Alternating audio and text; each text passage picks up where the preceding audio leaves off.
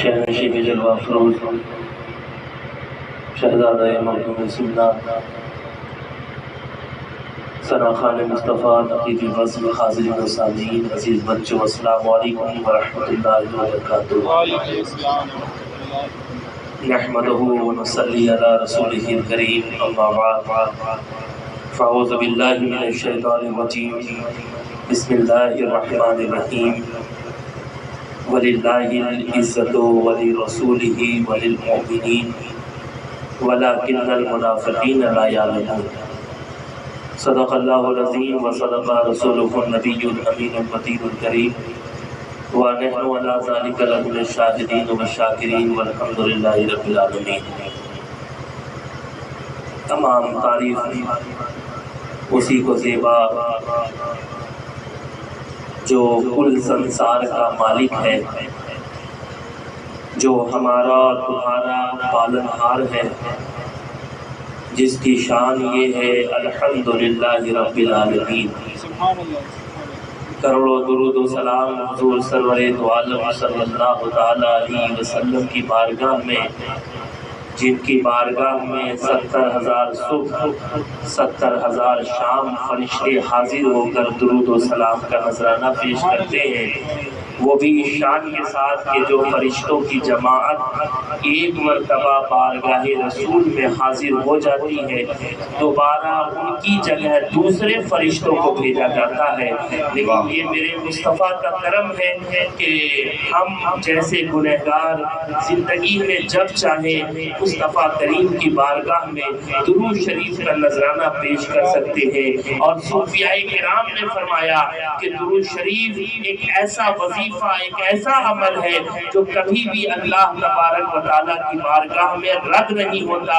میرے مصطفیٰ کریم نے فرمایا کہ کل بروز حشر وہ شخص مجھ سے سب سے زیادہ قریب ہوگا جو دنیا میں کثرت سے مجھ پر درود پاک پڑھا کرتا ہے۔ اس لیے عزیزان گرامی وقار جی لگا کر آواز بلند درود پاک کا مسلم پڑھ لیجئے کہ اس کا ثواب مرحومہ کو احسان ہو سکے۔ اس لیے جی لگا کر درود شریف پڑھیے پڑھیے اللہم صلی علی سیدنا سفینا صلو علیہ وسلم۔ میں آغاز گفتگو اس طرح سے کرنا چاہتا ہوں، حضور شہباز خطابت خطیب اعظم علامہ اشتیاق عالم شہبازی نور اللہ مرقدہ ارشاد فرماتے ہیں، کھلا ہے دفتر عصیاں غضب پر حق تعالی ہے، کھلا ہے دفتر عصیاں غضب پر حق تعالی ہے، خدا اور امتی کے درمیان ایک کملی والا ہے، خدا اور امتی کے درمیان ایک کملی والا ہے، خدا اور امتی کے درمیان ایک کملی والا ہے۔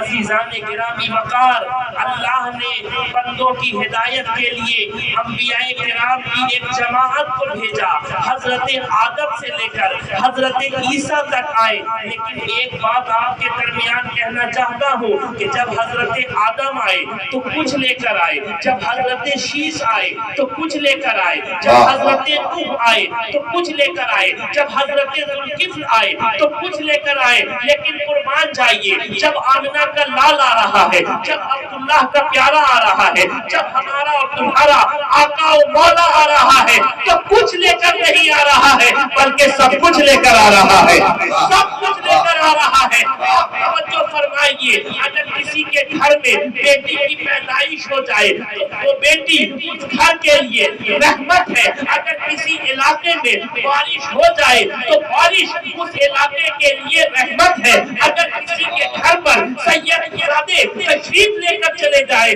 تو اس گھر کے لیے رحمت ہے۔ لیکن قربان جائیے، ہم نے کیسا نبی پایا، ہم نے کیسا نبی پایا جو صرف ایک علاقے کے لیے رحمت نہیں ہے، صرف ایک شہر کے لیے رحمت نہیں ہے، صرف ایک صوبے کے لیے رحمت نہیں ہے، جو صرف ایک ملک کے لیے رحمت نہیں ہے، جو صرف بر صغیر کے لیے رحمت نہیں ہے، جو صرف ایک عالم کے لیے رحمت نہیں ہے بلکہ تمام عالم کے لیے رحمت ہے۔ جیسا کہ خود رب تبارک و تعالیٰ نے قرآن مجید فرقان حمید میں ارشاد فرمایا، وَمَا أَرْسَلْنَاكَ إِلَّا للعالمین، اے محبوب ہم نے آپ کو تمام جہانوں کے لیے رحمت بنا کر بھیجا، رحمت بنا کر بھیجا۔ شہباز خطابت کبھی فرماتے ہیں کہ خدا اور امتی کے درمیان ایک کملی والا ہے، اور آپ دیکھیں یقین کامل کس کو کہتے ہیں۔ شہباز خطابت مصرے میں فرماتے ہیں کہ ہمارے نامہ اعمال کا ہر گوشہ کالا ہے۔ ہم تو گنہگار ہیں، ہم سر سے لے کر پاؤں تک گناہ میں ڈوبے ہوئے ہیں۔ ہمارا صبح بھی گناہ میں گزرے، ہماری شام بھی گناہ میں گزرے، ہماری رات بھی گناہ میں گزرے، دن کے اجالے میں بھی گناہ، رات کی تاریکیوں میں بھی گناہ، ہم دن رات گناہ کرتے ہیں۔ ہمارے کوئی بھی عمل ایسے نہیں ہے کہ ہم جس سے اللہ کی بارگاہ میں سرخرو ہو سکے، دنیا و آخرت میں کامیاب ہو سکے۔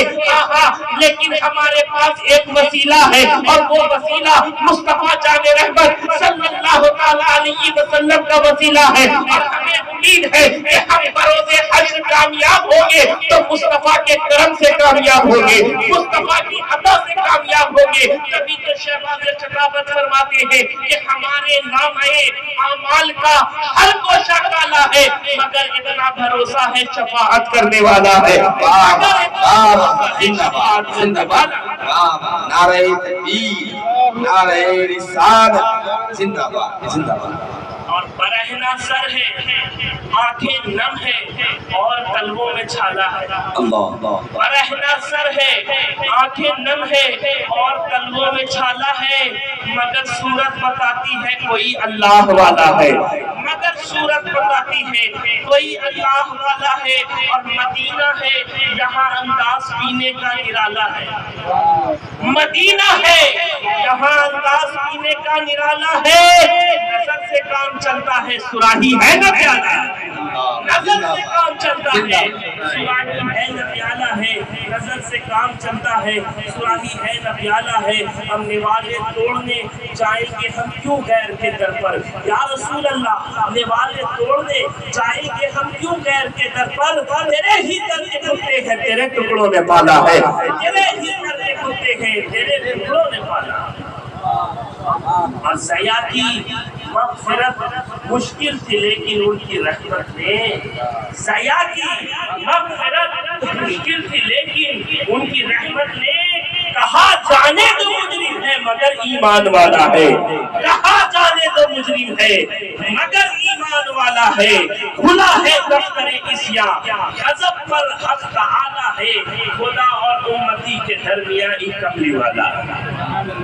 عزیزان گرامی وقار، آپ کا معیار مجھے بچپن سے معلوم ہے، آپ کی طبیعت مجھے معلوم ہے، آپ کے سننے کا انداز بھی مجھے معلوم ہے، اور آپ لوگوں کا کیا ذوق ہے وہ بھی مجھے معلوم ہے، اور یہ بھی جانتا ہوں کہ آپ حضرات غنی چک سے تعلق رکھتے ہیں، اور غنی چک والے کس طرح سے سنتے ہیں۔ مجھے امید ہے کہ آج آپ سنیں گے، لیکن جب گھر جائیں گے اور اکیلے میں تنہائی میں رہیں گے تو اس وقت آپ کی زبان سے سبحان اللہ اور ماشاء اللہ کی صدا بلند ہوگی۔ لیکن یہ بھی امید ہے کہ جب آپ گھر جا کر سبحان اللہ ماشاء اللہ کی صدا بلند کریں گے تو آپ کے بچے بھی نہیں سن پائیں گے، آپ کے بغل والے بھی نہیں سن پائیں گے، اس کو آپ ہی محسوس کر سکتے ہیں۔ بہرحال یہ میں چاہتا ہوں کہ آپ جہاں جا کر کہیے، کچھ کہیے یا نہ کہیے، لیکن ہاں ضرور میری بات کو توجہ سے سنیے تاکہ آج آپ کا یہاں آنا فائدہ مند ثابت ہو سکے۔ عزیزان گرامی وقار، میں نے جس آیت کریمہ کی تلاوت کا شرف حاصل کیا ہے اس کے حوالے سے تو آپ نے خطبہ سے بہت کم ہی کچھ سنا ہوگا، لیکن میں چاہتا ہوں کچھ باتیں بہت آسانی کے ساتھ آپ کے درمیان رکھ دوں۔ اللہ تبارک و تعالیٰ قرآن مجید فرقان حمید میں ارشاد فرماتا ہے وَلِلَّهِ الْعِزَّةُ وَلِرَسُولِهِ وَلِلْمُؤْمِنِينَ وَلَكِنَّ الْمُنَافِقِينَ لَا يَعْلَمُونَ۔ عزت جس کا معنی غلبہ اور دبدبہ ہے، یہ ایک ایسی چیز ہے جس کی طلب ہر دور، ہر زمانے، ہر قرن میں سارے لوگوں کو رہی ہے۔ اس طلب کی طرف اتنی بڑھ جاتی ہے کہ لوگوں کو تڑپا تڑپا کر بھی اسے پانے کی لوگ جتن کرتے ہیں۔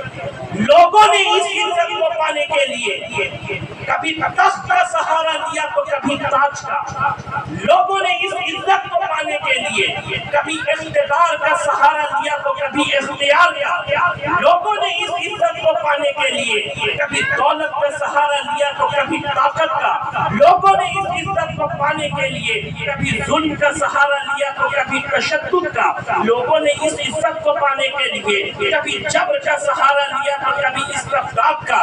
یہی وہ عزت ہے جس کو حاصل کرنے کے لیے ایک ملک دوسرے ملک پر حملہ آور ہے، یہی وہ عزت ہے جس کو حاصل کرنے کے لیے ایک آبادی دوسری آبادی پر یلغار کر رہی ہے، یہی وہ عزت ہے جس کو حاصل کرنے کے لیے ایک خاندان دوسرے خاندان پر حملہ بول رہا ہے۔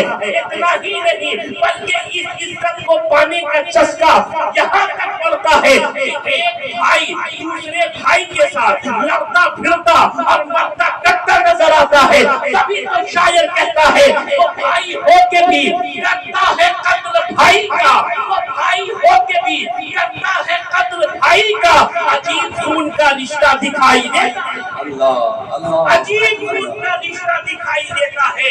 عزیزان گرامی وقار، میں آپ کو سمجھانا اور بتانا یہ چاہتا ہوں کہ تخلیق آدم سے لے کر بعثت محمدی تک، بلکہ آج تک عزت کی بیجا طلب نے بڑے بڑوں کو کیا سے کیا کر دیا، یعنی مجرم بارگاہ خدا کر دیا، ملعون دو جہاں کر دیا۔ واقعہ حضرت آدم اور ابلیس پر جب آپ غور کریں گے تو آپ کو یہ بات معلوم ہوگی کہ ابلیس نے جو سجدہ آدم سے انکار کیا تھا تو اس کے پیچھے بھی طلب عزت ہی کا جذبہ کار فرما تھا کہ میں آگ سے بنا ہوا ہوں اور آدم مٹی سے، میں اوپر رہوں آدم نیچے رہے۔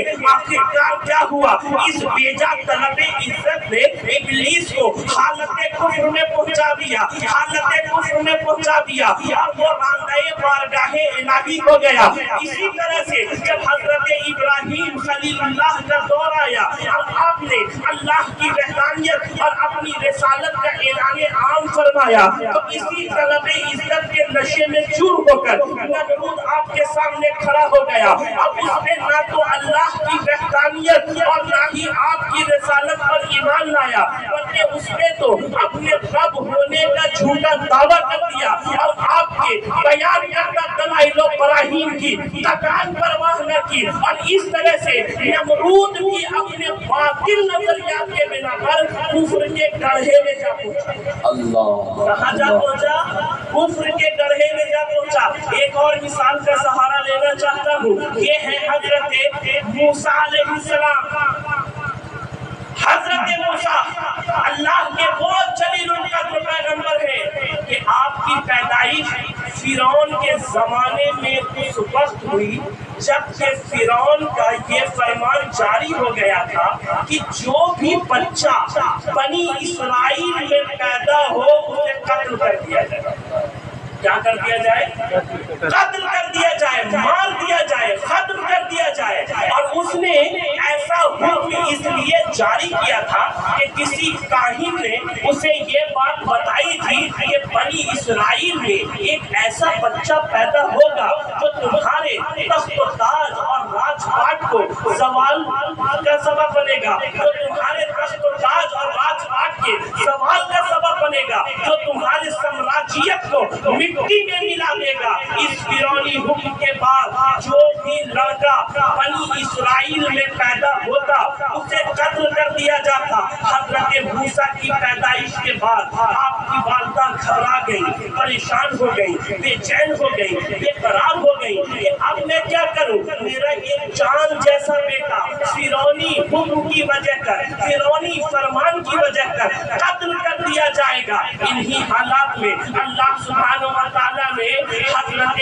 موسیٰ کی والدہ کے دل میں یہ بات ڈال دی کہ تم پریشان نہ ہو، بے چین نہ ہو، بے قرار نہ ہو، بلکہ تم موسیٰ کو ایک صندوق میں بند کر کے دریا میں ڈال دو، اب تم مطمئن رہو، ہم اس کی حفاظت کریں گے۔ تم مطمئن رہو، ہم اس کی حفاظت کریں گے۔ چنانچہ القائے خدا بندی کے تحت حضرت موسیٰ کی والدہ نے حضرت موسیٰ کو ایک صندوق میں بند کر کے دریائے نیل میں ڈال دیا، اور وہ صندوق دریائے نیل کی سطح آب پر تیرنے لگا، اور وہ صندوق تیرتے ہوئے ایک کنارے سے جا لگا.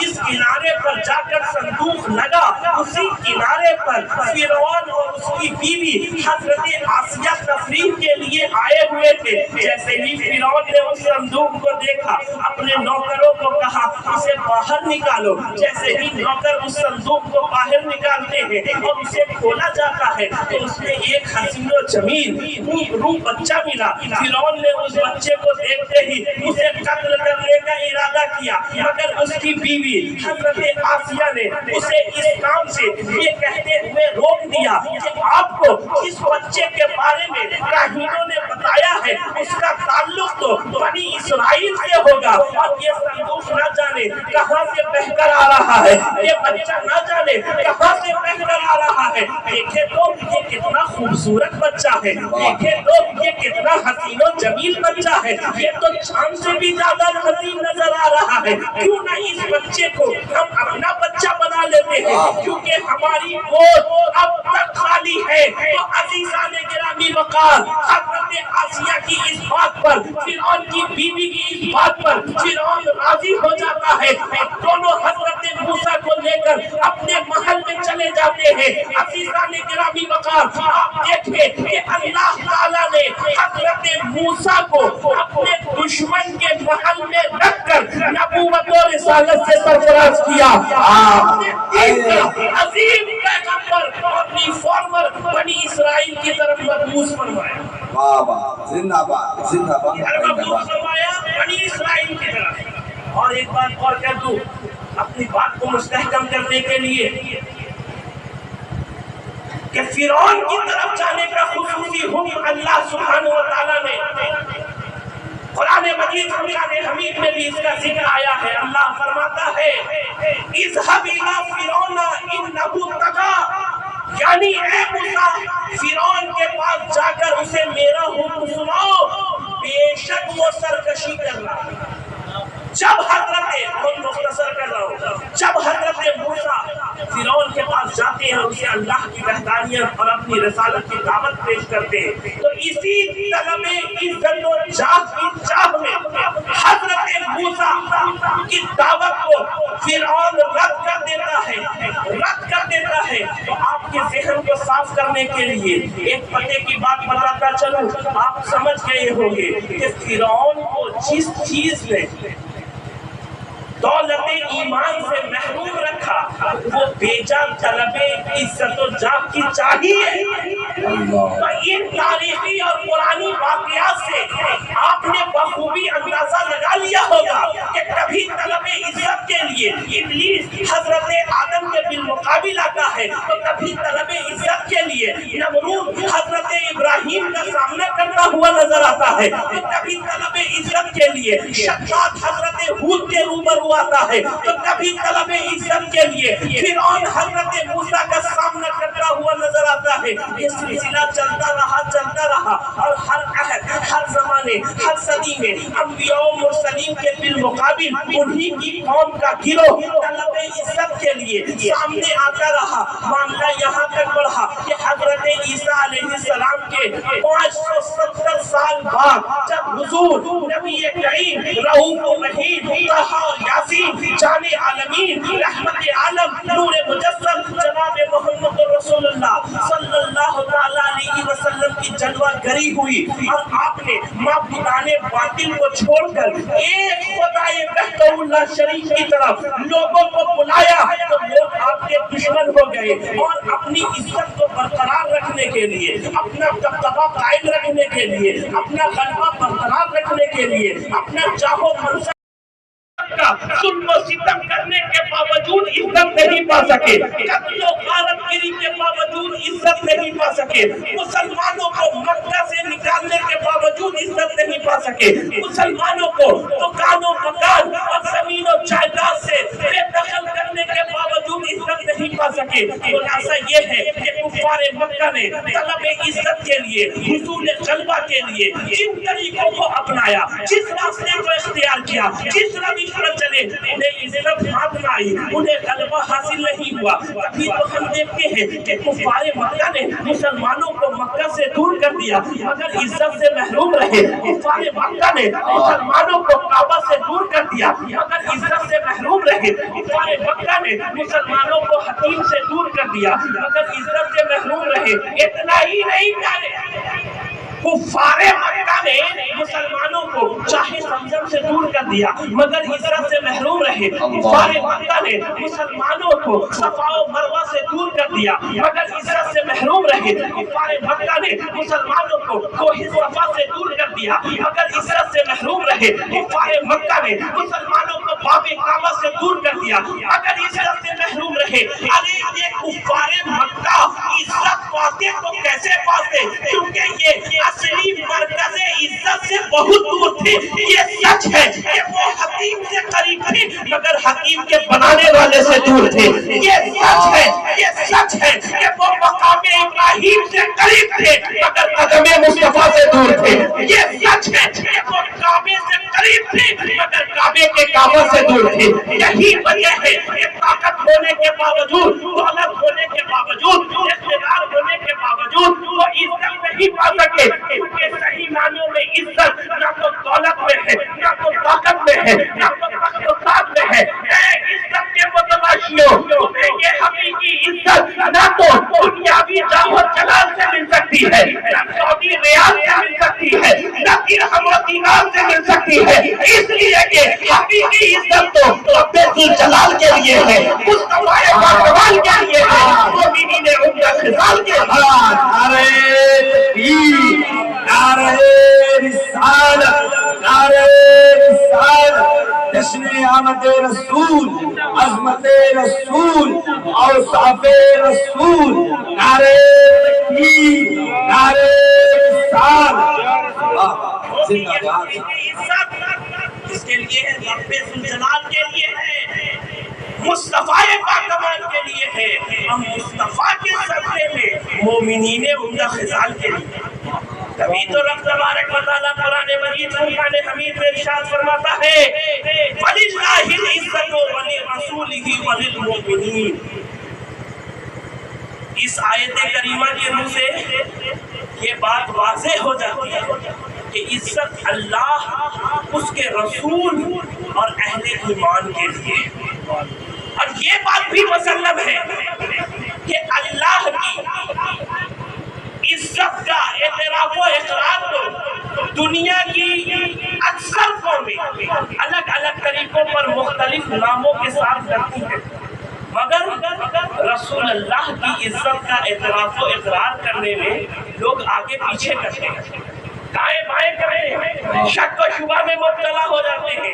حالانکہ اللہ تبارک و تعالیٰ نے اپنی عزت کے بعد جن کی عزت کا ذکر کیا ہے وہ جناب محمد رسول اللہ صلی اللہ تعالیٰ علیہ وسلم کی ذات ہے. آپ دیکھیں کلمہ، اذان، نماز اور دوسری عبادتوں میں اللہ کے ذکر کے بعد رسول اللہ کا ذکر اس بات کی نشاندہی کرتا ہے کہ اللہ تبارک و تعالیٰ نے اپنے ذکر کے ساتھ ساتھ مصطفیٰ کے ذکر کو بلند و برتر کیا ہے. چنانچہ فرمان خدا بندی ہے وَرَفَعْنَا لَكَ ذِكْرَكَ، یعنی اے محبوب ہم نے آپ کے ذکر کو بلند و بالا کر دیا، بلند و بالا کر دیا. اور اس آیت کریمہ کی تفسیر میں سید المفسرین حضرت عبداللہ ابن عباس رضی اللہ تعالیٰ عنہ ارشاد فرماتے ہیں حیث اذکر، یعنی اللہ فرماتا ہے جہاں جہاں میرا ذکر ہوگا محبوب وہاں وہاں تیرا ذکر ہوگا. جہاں جہاں میرا ذکر ہوگا وہاں وہاں تیرا ذکر ہوگا.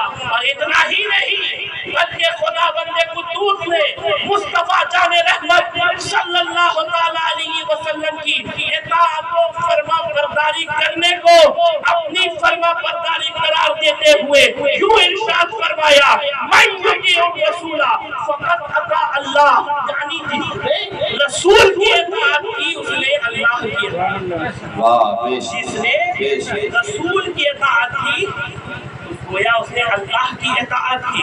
اور اس آیت کریمہ کے انداز بیان کو اہل علم و عرفان ہی محسوس کر سکتے کہ اللہ تبارک و تعالیٰ نے اپنی اطاعت پر رسول کی اطاعت کو مقدم رکھا اور یہ کہا جس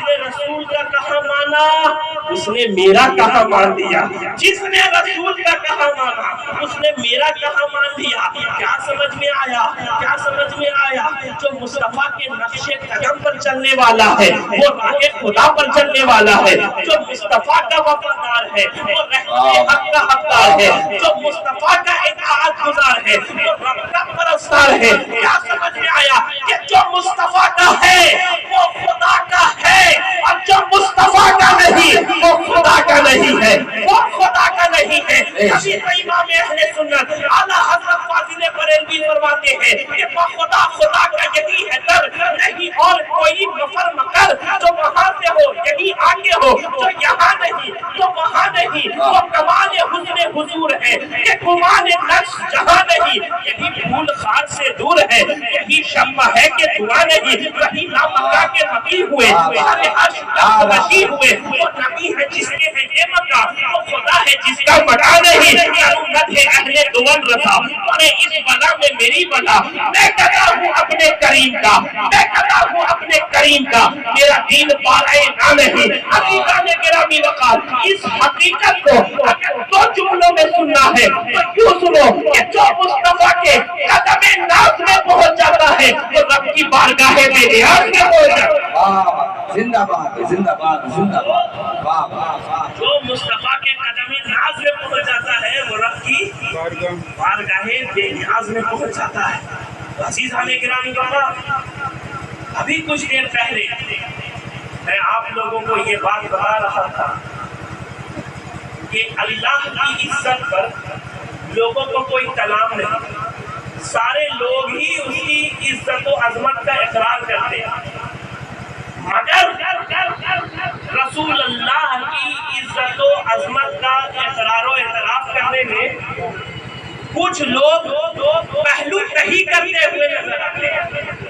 جبکہ اللہ نے اپنی عزت کے ساتھ مصطفیٰ کی عزت کا ذکر کر کے اپنے ذکر کے ساتھ مصطفیٰ کا تذکرہ کر کے اور مصطفیٰ کی اطاعت کو اپنی اطاعت قرار دیتے ہوئے یہ بات واضح کر دیا ہے کہ جیسے عزت و عظمت اور غلبہ میرے لیے ہے ویسے ہی میں نے اپنی عطا سے مصطفیٰ کو عزت و غلبہ کے بام عروج پر پہنچا دیا ہے. اللہ تعالیٰ نے اپنے حبیب مصطفیٰ کریم صلی اللہ تعالیٰ علیہ وسلم کو اتنی عزت عطا کی اتنی عزت عطا کی اور ایسا معزز بنایا. اہل اسٹیج کی توجہ چاہتا ہوں. ایسا معزز بنایا کہ جہاں جہاں مصطفیٰ پہنچے وہاں وہاں عزت پہنچی. جہاں جہاں مصطفیٰ پہنچے وہاں وہاں عزت پہنچی. تبھی تو ہم دیکھتے ہیں کہ جب یہ نور خدا صلب عبداللہ میں پہنچا تو عزت وہاں پہنچی. جب یہ نور خدا ہمیں آمنہ میں پہنچا تو عزت وہاں پہنچی. جب یہ نور خدا چارگاہ حلیمہ میں پہنچا تو عزت وہاں پہنچی. جب یہ نور خدا آغوش حلیمہ میں پہنچا تب یہ عزت وہاں پہنچی. جب یہ نور خدا وادی مکہ میں پہنچا تو عزت وہاں پہنچی. جب یہ نور خدا حتیم میں پہنچا تو عزت وہاں پہنچی. جب یہ نور خدا غار حرا میں پہنچا تو عزت وہاں پہنچی. جب یہ نور خدا غار ثور میں پہنچا تو عزت وہاں پہنچی. جب یہ نور خدا در کعبے میں پہنچا تو عزت وہاں پہنچی. جب یہ نور خدا کوہ صفا میں پہنچا تو عزت وہاں پہنچی. کیا ہم نے دیکھا جب یہ نور خدا جہاں جہاں پہنچ رہا ہے عزت وہاں وہاں پہنچ رہی ہے. اگر مصطفیٰ مکے میں ہے تو عزت مکے میں ہے. اگر مصطفیٰ مدینے میں ہے تو عزت مدینے میں ہے. اگر مصطفیٰ خانہ عبد الرحمن میں ہے تو عزت خانہ عبد الرحمن میں ہے. اگر مصطفیٰ شانہ ابو بکر پر ہے تو عزت شانہ ابو بکر پر ہے. اگر مصطفیٰ زانو علی پر ہے تو عزت زانو علی پر ہے. یہ جہاں جہاں پہنچ رہے ہیں عزت وہاں وہاں پہنچ رہی ہے. اگر مصطفیٰ جنگ احد میں ہے تو عزت وہاں ہے. اگر مصطفیٰ جنگ بدر میں ہے تو عزت وہاں ہے. اگر مصطفیٰ خندق میں ہے تو عزت وہاں ہے، اگر مصطفیٰ حنین میں ہے تو عزت وہاں ہے۔ یہ جہاں جہاں پہنچ رہے ہیں عزت وہاں وہاں پہنچ رہی ہے، جہاں جہاں مصطفیٰ پہنچ رہے ہیں وہاں وہاں عزت پہنچ رہی ہے۔ اگر مصطفیٰ جلوت میں ہے تو عزت جلوت میں ہے، اگر مصطفیٰ خلوت میں ہے تو عزت خلوت میں ہے۔ نعرہ تکبیر، ذرا بلند آواز سے بولی نا پیارے، نعرہ تکبیر، نعرہ رسالت، نعرہ رسالت، فیضان شہباز محمد، خانقاہ شہبازیہ، نعرہ تکبیر، نعرہ رسالت۔ کیا سمجھ میں آیا کہ جہاں مصطفیٰ ہے وہاں عزت ہے، اور جہاں مصطفیٰ نہیں وہاں عزت نہیں۔ ایک بہت پیاری بات اور ایک دم بالکل ہٹ کر ایک بات ذہن میں آ رہی ہے، وہ بھی سنیے۔ جس گھر میں یاد مصطفیٰ ہے وہ گھر قابل عزت ہے، جس گھر میں آداب مصطفیٰ نہیں ہے وہ گھر بھی قابل عزت نہیں ہے۔ جس دل میں توجہ چاہتا ہوں، جس دل میں عشق مصطفیٰ ہے وہ دل صاحب عزت ہے۔ جس آنکھ میں جو آنکھ یاد مصطفیٰ سے تر ہے، بھیگی ہوئی ہے، وہ آنکھ صاحب عزت ہے۔ جس ہاتھ میں دامن مصطفیٰ ہے وہ ہاتھ صاحب عزت ہے۔ جس زبان پر ذکر مصطفیٰ ہے وہ زبان صاحب عزت ہے۔ جو قدم راہ مصطفیٰ پر گامزن ہے وہ قدم صاحب عزت ہے۔ کیا سمجھ میں آیا؟ جہاں میرے مصطفیٰ ہے وہاں عزت، اور جہاں میرے مصطفیٰ نہیں وہاں کوئی عزت نہیں۔ عزت کے متلاشیوں، تمہیں اگر عزت چاہیے تو قدم مصطفیٰ سے وابستہ ہو جاؤ۔ جن لوگوں نے لا الہ الا اللہ محمد رسول اللہ کا اقرار کرتے ہوئے اپنے آپ کو مصطفیٰ جان رحمت صلی اللہ علیہ وسلم کا غلام بے دام بنا کر ان پر نچھاور کر دیا، عزت نے ان لوگوں کو بھی اپنے آغوش میں لے لیا۔ عزت نے ان لوگوں کو بھی آغوش میں لے لیا۔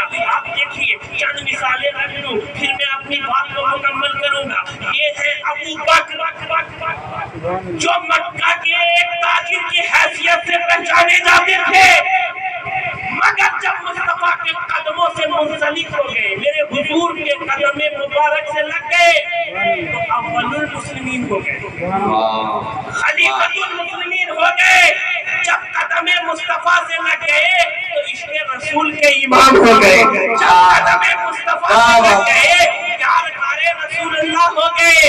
اتنا ہی نہیں، جب ابو بکر قدم مصطفیٰ سے لگ گئے تو ماں بین الخواص والعوام اعلیٰ مقام ہو گئے، اعلیٰ مقام ہو گئے۔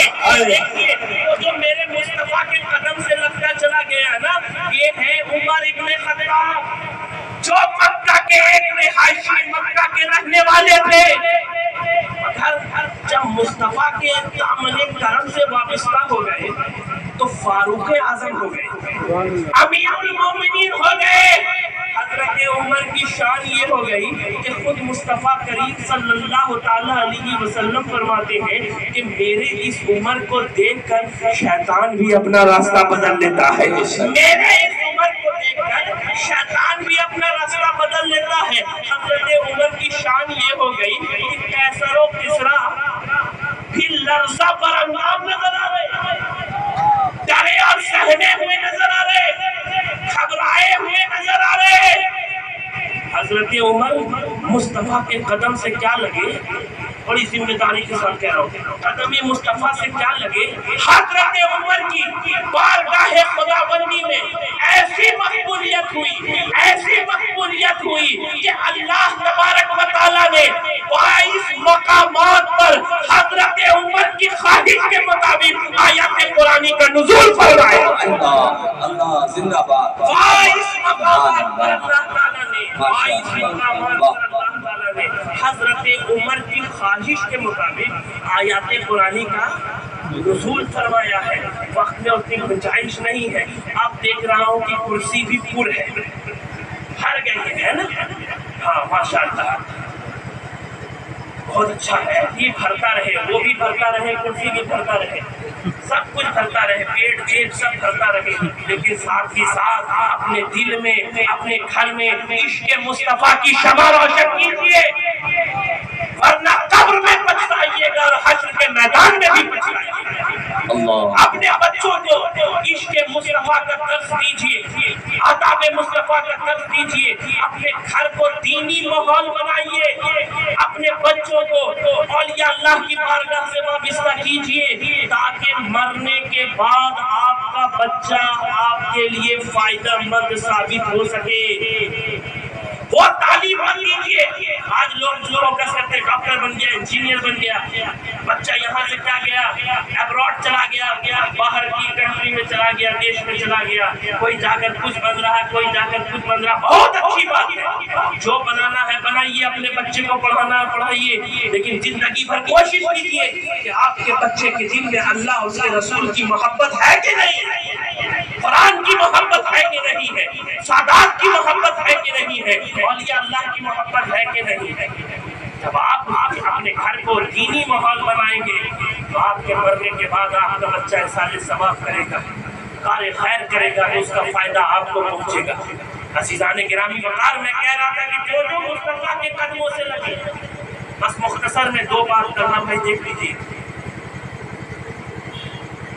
یہ ہے عثمان ابن عفان, جو مکہ کے ایک تاجر کی حیثیت سے جانے اور پہچانے جاتے تھے. بہت مختصر قدم, مگر مصطفیٰ کے قدم سے کیا لگے, سخاوت کے تاجدار ہو گئے, جنت کے خریدار ہو گئے. سخاوت کے تاجدار ہو گئے, جنت کے خریدار ہو گئے. اور ایک جملے میں سنیے, کل تک عثمان ابن عفان تھے, مصطفیٰ کے قدموں سے کیا لگے, عثمان ابن عفان سے عثمان ابن غنی ہو گئے. عثمان ابن عفان سے عثمان غنی ہو گئے. یہ ہے علی بن ابی طالب, جو بچپن ہی سے مصطفیٰ کریم کی صحبت برکت میں رہے. آپ کی تعلیم و تربیت آغوش مصطفیٰ میں ہوئی. یوں تو آپ کبھی بھی شرک و کفر اور جہالت کے رسموں میں مبتلا نہیں ہوئے, مگر جب مصطفیٰ کے قدموں سے لگے, مولا کائنات ہو گئے, شیر خدا ہو گئے, باب العلم ہو گئے, فاتح خیبر ہو گئے, والد حسین و حسن ہو گئے, مرحب جگن ہو گئے. اتنا ہی نہیں بلکہ من جملہ خاندان پنجتن ہو گئے. جو مصطفیٰ کے قدموں سے لگا وہ بھی صاحب عزت ہو گئے. کیا ہو گیا, صاحب عزت ہو گیا. عزیزان گرامی وقار, آخری بات کہہ کر میں اپنی بات کو مکمل کرنا چاہتا ہوں. توجہ, اللہ تعالیٰ نے اس آیت کریمہ میں جہاں اپنی اور اپنے رسول کی عزت کا اعلان فرمایا, وہیں اپنے رسول کے طفیل مومنین کی عزت کا بھی تذکرہ کیا.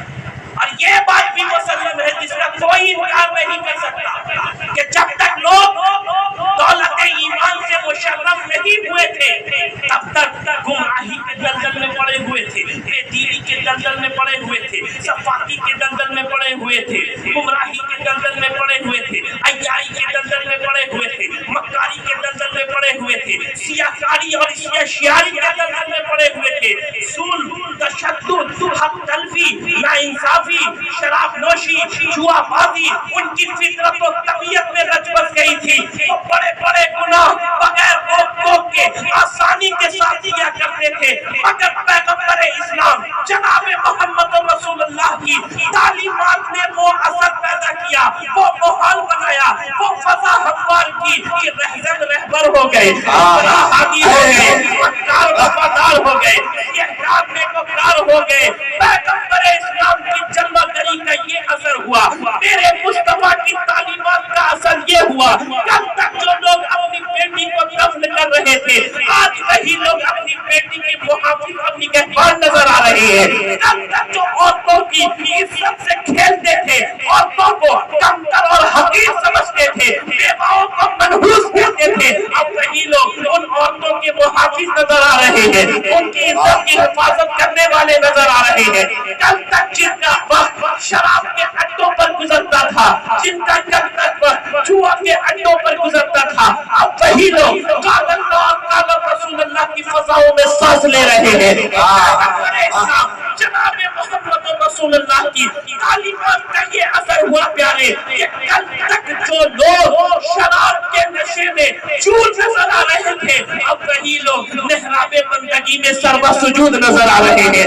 نبی کو ہمارے قائد علامہ اشتیاق عالمگیر شہبازی فرماتے ہیں، یہ آمنہ کے لال کا اعجاز ہے ضیا، کانٹوں کو آ کے جس نے کھلے در بنا دیا، یہ قائم آدمی کا بول بالا کر دیا، خاک کے ذروں کو ہم دوشے سریا کر دیا، جو نہ تھے خود راہ پر اوروں کے حامی بن گئے، کیا نظر تھی جس نے مردوں کو مسیحا کیا، زندہ باد زندہ باد، کیا نظر تھی جس نے مردوں کو مسیحا کر دیا۔